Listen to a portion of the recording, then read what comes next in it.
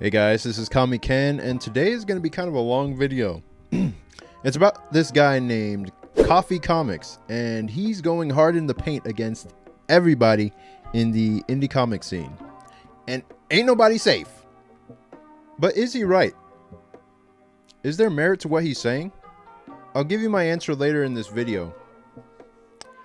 But let me take things back first before I went to the Kubert School to give you some context to my feelings on the subject. Long before the idea of going to the Kubert School ever entered my mind, I read this manga called Bakuman. And I'd always wanted to experience the friendly competition that the main characters, Mashiro and Takagi, would experience with their fellow creators like Nizuma Eiji and the rest of them.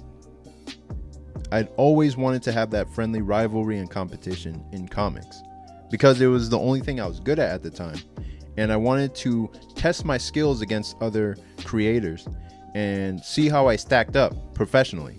I wanted to push myself to my creative limits and compete with my fellow artists.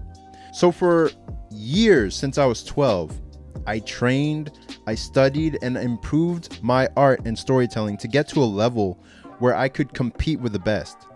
To me, nothing else mattered. In my own mind, I was competing with the greats like Eiichiro Oda, who makes One Piece, and all the other Shonen Jump titles. I wasn't looking at the people in my circle or around me, or even my classmates, as competition. I was looking at the best of the best, not only in modern day, but throughout history. So when it came time to go to the Kubert School, I basically walked in there like Goku in the Tournament of Power. I was ready to fight everybody with my art skills. I thought this shit was fixing to be like the Chunin exams in Naruto. A battle to the death to decide who was the best, period. But I came to find out that it wasn't like that at all. I was actually stupendously disappointed that the competition wasn't really there. It wasn't really like that. I mean, it wasn't overt, but you could look at somebody's work and you could tell if they were good or bad. So there was a huge variety and mix of students there. The most serious, you would barely see them. They weren't that social, but they were very serious about getting good at their work. But the least serious were the most social, or you'd see them a lot playing video games. And then they would rush their assignment out at the last moment and then turn it in. And then there were the guys who were exceptionally talented. The guys who made me very excited because I was like, finally, somebody I can actually compete with. Somebody I could test my power level against. I'd name some of them, but I don't want to single anybody out or make people feel left out of this process. But they were there and they were good. But now, years later, I'd be surprised to find maybe 10 or 12 working creators from my year at the Kubert School. From my entire year, there was maybe 20 to 30 people in my generation, you could say. And I don't know if most of them are even working on comics. And now, years after getting out of the school, I find this guy KOFFEE Comics online, or Mzy Sensei, and he's the only one who's thinking along the same lines as I am. Besides me and Nick Patera, my mentor, he's the only one who's really thinking about standards and what he calls the demoralization of young men and society and that kind of thing. But personally, I'm going down a different path in terms of creating comics. I'm not trying to make manga. I'm actually more focused on making webcomics and then trying to pivot into publishing my work, because I color my comics, so it wouldn't technically count as manga, but I still hold my art to the same standard as the, not necessarily the manga industry, but to a professional standard. So I'll constantly compare my work with Ryan Otley or other professionals in the industry, and manga as well. Like, I'm not in the mainstream industry. I'm not even I can't even be considered a webtoon author. Webtoons has its own game. and it's run by Koreans and women. They are on that platform to dominate. And I'm not about to try and write a story about some girl dying and going to a different world and then getting a harem of a bunch of dudes and all that. I couldn't do that if I tried. I just can't draw like that. So I'm out. I'm not in that same class. But having watched a lot of KOFFEE's videos, I've noticed that he uses certain words a lot. And one is demoralization, which has to do with the demoralization of young men in society and how most media today is basically meant to emasculate and put men down. And I have a term for this in my mind that I've been contemplating for a while now, and I call it mental bombardment. It's basically where the mainstream media, they have endless supplies of cash to mentally bombard you with trash movie after trash movie, resurrecting your old heroes and basically destroying them, destroying their character. It's a kind of a character assassination. They can keep pumping this stuff out, whether it's successful or not. If it does horrible at the box office, they still have money to keep putting out trash and making people complain about it or distracting people from whatever they're trying to do, and then make them focus on how bad the movie is. And my theory in my mind is that they're not trying to give you quality work. They're trying to lower the overall standard of the quality of work that they can provide, so that they can slip in more messaging when they actually do something that's of higher quality.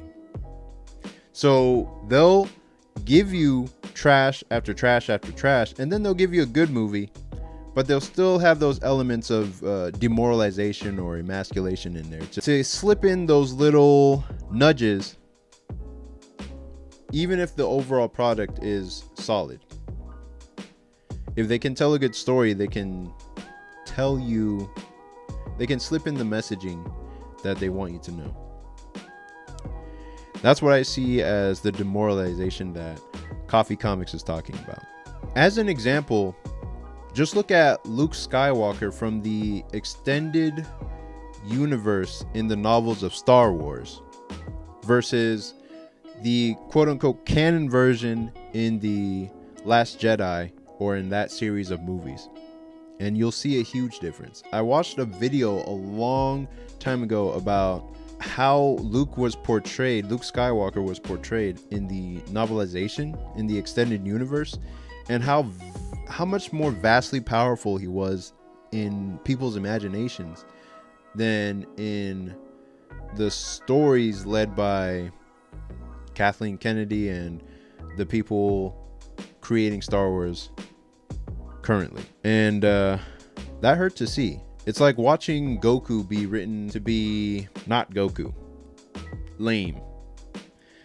And I'm not really into Star Wars, but just that example kind of helped seal it in, like make me understand what that fandom is going through. The same effect is happening in mainstream comics, which is why a lot of creators split off from the mainstream industry to go and create their own stuff. And honestly, that's also why I make Air Rider. I want to uplift and inspire the young men of this generation who feel lost without any guidance, who don't know how to feel or how to act, and think it's wrong to be who they are.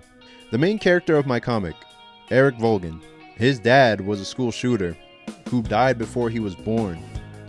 So he grew up without steady guidance. And he has an underlying anger that seems to come out of nowhere and that he can't really do anything about.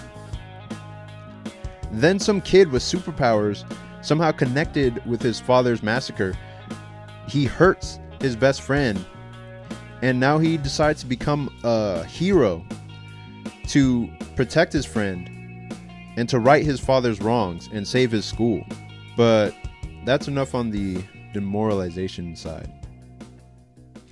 Another term that he uses is zombies and zombie food, which I read as, or I understand it as, mindless consumption of works without meaning. There's no underlying depth to the story that's being consumed. It might just be on the surface of it, just sexual gratification or quote unquote demoralization of the youth. And I actually studied the art of writing and storytelling for years in order to create works with meaning. I thought that if I was going to draw all this art, I wanted it to be in service of a story that actually mattered. That's what Gurren Lagann is to me, the anime. That's what FLCL Fooly Cooly is to me. It's not just mindless fluff. There's some substance there. There's a core idea there to grab onto and to really sink your teeth into. Or as KOFFEE calls it, caffeine, testosterone, that kind of stuff. I see this also in Bakuman, Naruto, One Piece, and another story called Nana.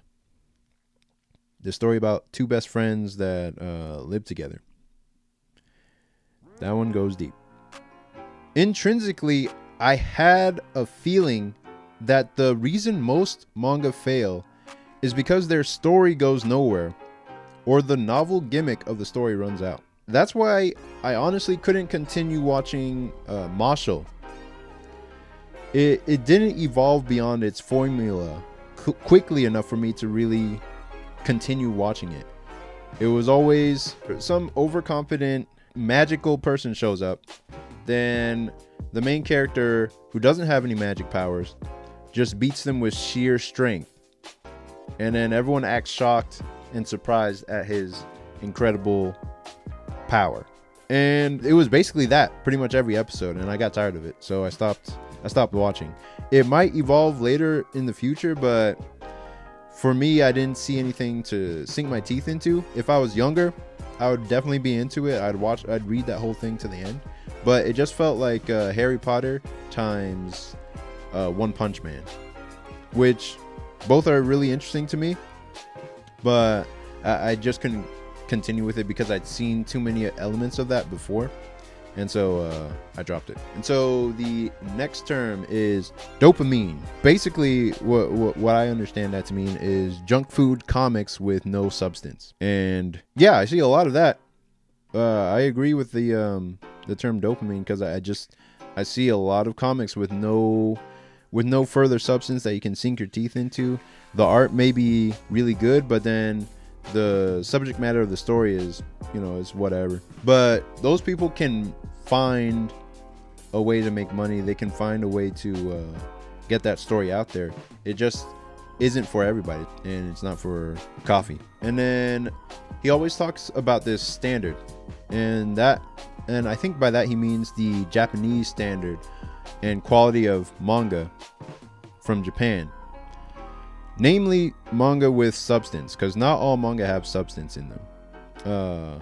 And he usually refers to Berserk. Berserk is really the gold standard when it comes to substance in terms of manga and whatnot. But that's mostly to him. He really loves Berserk. I love Berserk as well, but I haven't finished it. To me, the example would be One Piece and Attack on Titan. Both of those have huge amounts of substance that grip your heart pretty much and drag you through the story, whether you want to read it, continue reading or not. It's that solid, it's that good. And so when I came across this stuff, I was like, finally, somebody who takes this stuff as seriously as I do, maybe even a bit too serious. Because when I finally came out to the indie comic scene after the Kubert School, I was expecting some sense of competition, and I found more of a kind of an active denial of competition. Like they don't even acknowledge it, that there's a competitive element in stories. They all want support and to support each other, which is all fine and good, but it's not even there in like a friendly sense, like, oh, I'm gonna outdo you, I'm gonna outdo your art on this, I'm gonna sell more, or this and that. It's just not there. But I understand that because everyone has their own goals in comics, and not everyone's trying to be the best or the number one. Shonen Jump's competitive spirit works so well only because in their ecosystem there is a standard by which they base the quality of everyone's work. It's not the case in indie comics. Here, quality varies heavily from project to project, and there is no real baseline standard. Like I've just been going off of my own standard, comparing my own art to the professionals and seeing if it matches up. But as long as you can find a hungry niche, meaning a group of readers who are eager for the exact type of work that you're putting out alone, then you won't have a problem making it in the indie comic scene, or making money, or having your business online. This means that on one hand, sexy comics makes a dickload of money, pun not intended, and because they cater to a specific niche, they make money hand over fist. But guess what? So does my friend's LGBTQ comic about hockey. College hockey. Just look at the numbers on that. 75,000 on the first campaign. And you don't even want to guess what the second, third, and fourth campaigns made. Basically, there's niches in pockets of the internet that you aren't even aware of. You just have to find them and dominate them. But also in the indie comics community, I found that people, especially on X, are really emotionally fragile. Like, for some reason, they're always really tired, or about to lose their mind, or on the verge of offing themselves. And I thought that was weird for professionals to act this way online, because I'd worked like moving jobs and warehouse jobs for most of my working life. So like, if I acted that way on the job site, I'd get roasted to death. Literally. I wouldn't make it out of that job alive. So I had to get tough quick or risk getting destroyed in the pecking order. And a lot of people online take disagreements very personally. A lot of people confuse politics with their identity, with their core. So if you insult whoever they're backing or talking about, it's like a personal insult to them. And instead of like openly discussing topics with some measure of diplomacy, grown adults will rage against you or go behind your back to try to slow down or damage your career in some way. Especially when it comes to hot button topics like AI or the presidential campaign. To be honest, very few people stand on business on X. I'll notice Draw and Talk, he's on business. Nicholas Mueller, he's on business. He does Winnie the Pooh Demon Hunter. Julius Freeman, he stands on business. He was on my podcast recently. And a whole host of other guys that are just about their business of comics and aren't trying to get into too much drama online. Though some of the guys I just mentioned will get into it from time to time, you know what I mean? Like the way it is on Twitter, it's like there's this air of fear and high emotionality that kind of makes it difficult to have an honest discussion. And it's just, I don't think it's like that in the Japanese industry. I think people just work and succeed or fail on their own merits. People will do that here as well. They'll succeed and fail on their own merits here. But then there's a whole dramatic, theatrical element to it that I find is mostly unnecessary. To be honest, I think the internet has truncated and short-circuited the flexibility of rational thought in many people, especially on X, Twitter. So when it comes to the comparison game, I can't really compare Air Rider with a sci-fi space opera or a sexy comic or a stoner comedy. It's basically a high school superhero dramedy for people who like Invincible or My Hero Academia. And I base my standard on Invincible, on Ryan Otley's work, and I'll constantly compare. Does it look like that? Nope. And then go back to the drawing board. So I wrote this comment earlier on X, and basically I'm trying to go from, oh, you made a comic? That's so cute, to actually being judged on the level of a pro. This means having all the negative, hatred-filled comments come my way because people no longer see me as a person online or a human being.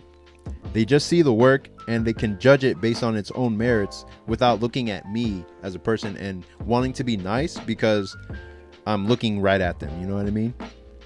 People who aren't even related to me, who don't even know me, will look at the work on its solo merits and judge it harshly or well based on how well it executes the story.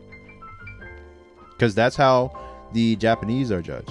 And one of the guys that KOFFEE Comics will go hard in the paint in against, usually, and I think it's because he wants to see him succeed or do better, is DD Mark. He says that Ruthless Render, DD Mark's comic, is filled with that quote unquote dopamine that people like to consume. And I disagree. I consider DD Mark supremely talented as an artist, and he can actually write. You don't often find those two in the indie comics scene. You really don't. And basically, if he wanted to go into the Japanese manga industry, he could hang with them. And he could beat a lot of them. I mean, even though his work takes heavy inspiration from Chainsaw Man and Jujutsu Kaisen, I personally think his work is better than Jujutsu Kaisen. I just like it better. I like the main character better. There's more meat to the story for me to get into it. Even though it's only 10 chapters so far, I like what I've seen so far. You can actually judge his work on the level of a pro. Because I didn't just see comments praising his work underneath the comment section. The people were actually like, there would be equal measures of people shitting on it and people actually praising it. They weren't trying to get on his good side. There were people giving honest criticism because they could see the potential, they could see the professionalism in the work, and they wanted him to elevate. And that's what I can see in his work as well. So I have no doubt he'll succeed, and that's my piece on that. To be honest, when I came out of the Qubit school, I didn't realize how haphazardly the comics industry is actually run. Like, it seems to be run by a lot of people who underestimate the true power of comics and only think of it as a job. Like, no different from working at a factory or a meat processing plant. And then there's a lot of people who pay lip service to the idea of great comics and high quality work, only to see their own work doesn't really match up. Like, it doesn't match up to what you're saying. Like, you read their stuff and it's like, yeah, that's all right, I guess. You do you, bro. And that's really the best you can say. You can really only say, you do you. Because you're not going to give unsolicited comments or feedback. And most people aren't looking for it. And I think that's the thing that KOFFEE is calling out. Because he's the only one giving that honest feedback unsolicited and people are pissed. If he did that to Air Rider, if he did that to my work, I'd be like, okay, what's he got to say? Because I believe in my work. I believe that I'm actually trying to create something that inspires and uplifts and motivates people. I believe I'm actually trying to create something of high quality. So if he had something to say of my work, because we're of the same mindset, basically a warrior's mindset, I would take into consideration what he's saying, because there's honesty in it, and then there's a desire for me to improve. As for everyone else he's roasting, that's up to them to decide how they take the criticism. I don't always agree with everything that he's saying, because he says some egregious stuff, especially about other artists and creators. But I agree with the spirit behind his words, and I agree with the tough way that he's saying it. Because to me, a lot of people in the indie comics side would rather have the validation for their efforts than to actually be held to a higher standard. They'd rather pay lip service to the idea of drawing or creating a great comic than to actually do that. But I think that's just the nature of it, because most of us are amateurs in the scene and we don't have the backing of professional editors and that kind of thing. So we're still all improving. But the way he's speaking is actually shaking people up and making them angry and even questioning themselves. Because while everyone else is showering the creator with compliments, there's that one guy who's giving honest feedback and criticism and actually making them question themselves. They're asking themselves, is there any truth to what he's saying? Like, is he actually on point? And I think the only thing missing in the indie comic scene is honest criticism and professionalism. I'd personally like to know what people really think of my comic Air Rider and how it can improve, but it still might be too early to say anything yet. So hold your comments. No, I'm just kidding. You can drop them wherever, man. With regards to KOFFEE, I can't co-sign everything he says, because tomorrow he might just say all gays should die, and then what? Then what do I do? Also, don't clip that. But yeah, that's my thoughts on the subject so far, and I'll be waiting to see like what he comes up with next. I'll be watching in the background, just like, yo, is he roasting this guy? Whoa, what the fuck? Why are you talking down on him, bro? Like, watching to see what's gonna happen next. But anyways, I'll be running a Kickstarter campaign in March very soon, and I'm giving out free stickers for anyone who signs up and orders the physical book when it drops. Sign up link is in the description. Click on that to get Air Rider number 1 and 2 completely free digitally, along with a couple of extra comics, just because I like you. And let me know what y'all want to see on the channel next. I know y'all cooked me on that last video, but I'm not sorry. JJK fans, y'all really need this reality check. So anyways, that's all for now, and I'll see you in the next one. Peace.